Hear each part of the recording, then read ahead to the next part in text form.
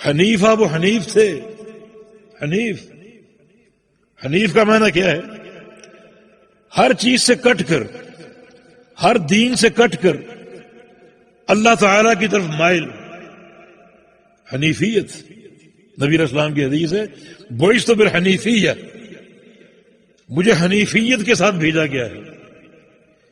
یعنی حنیفیت کا وصف ہم میں بھی ہونا چاہیے. ابراہیم حنیف تھے. اور حنیف کا معنی کیا ہے؟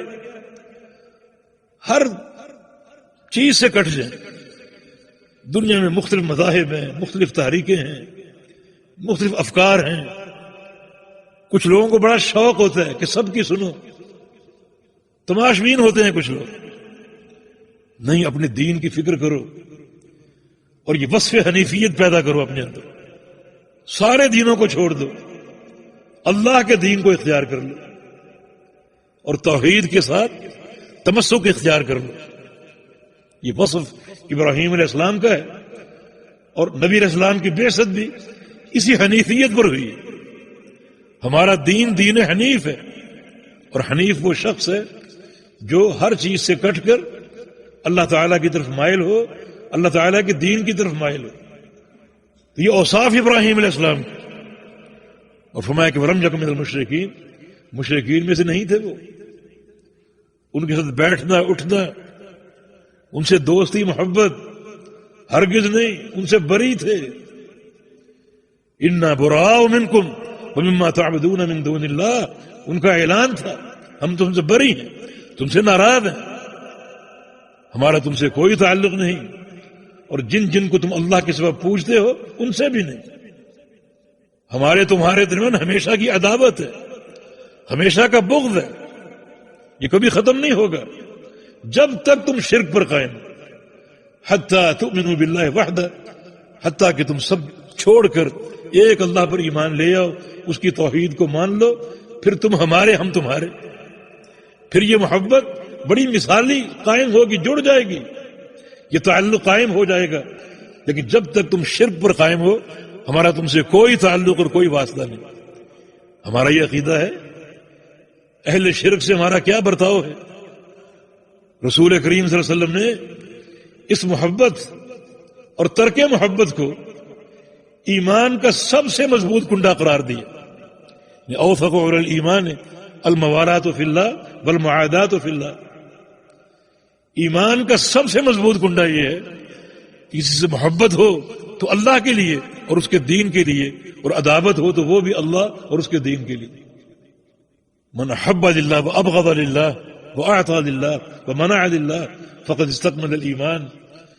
جو شخص اللہ کے لیے محبت کرے اور اللہ کے لیے عداوت رکھے، اللہ کے لیے مال خرچ کرے، اللہ کے لیے روک لے، اس کا ایمان مکمل ہے، اس کا ایمان پورا ہے. تو سیدنا ابراہیم علیہ السلام کا یہ وصف کہ مشرکین میں سے نہیں تھے. مشرکین کے ساتھ بیٹھنا یا غلط عقیدہ کے لوگوں کے ساتھ بیٹھنا، ان سے دوستیاں کرنا اور محبتیں کرنا، یہ دین اسلام اور توحید کے مقاصد کے خلاف ہے، یہ تحقیق توحید کے خلاف ہے.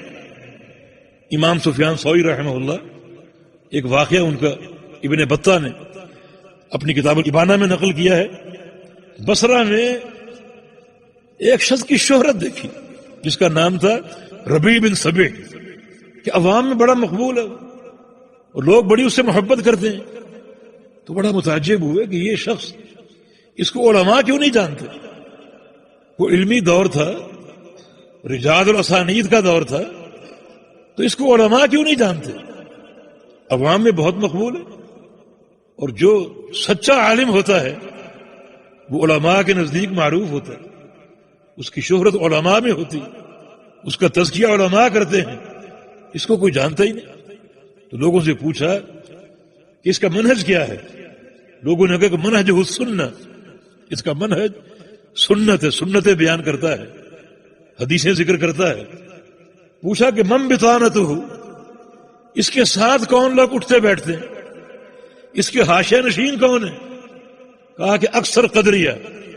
بصرہ میں یہ قدری فرقہ وجود میں آیا تھا جو تقدیر کے منکر تھے، تو اکثر قدری لوگ بیٹھتے ہیں اس کے ساتھ.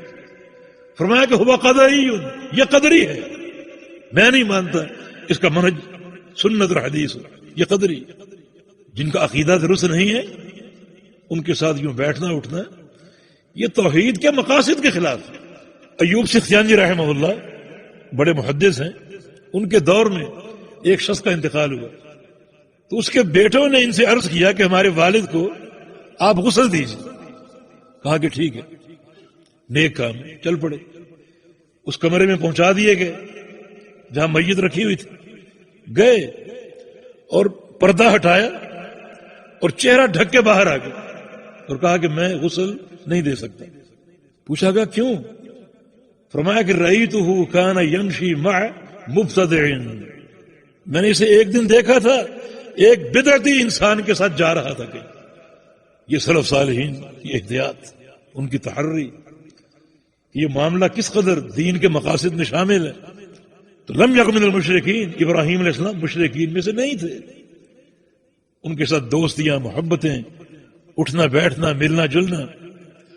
آپ کو مقصد ہو جیسے کوئی کاروباری لین دین ہے، اس قسم کے دیگر معاملات ہیں، اس حد تک میل جول کی اجازت ہے، لیکن ساتھ بیٹھنا، ہنسنا، مسکرانا، چلنا پھرنا اور ساتھ گھومنا پھرنا، اور خاص طور پہ ایسے لوگوں کے لیے جو دعوت دین کا کام کرتے ہیں، اس کی دین میں کوئی گنجائش نہیں۔ تو تحقیق توحید کے لیے امور ضروری ہیں۔ ابراہیم علیہ السلام کیا ان کا مقام تھا اور کیا ان کا درجہ تھا، مگر اس مقام کی اساس کیا ہے؟ یہ امور جو آپ کے سامنے بیان ہوئے۔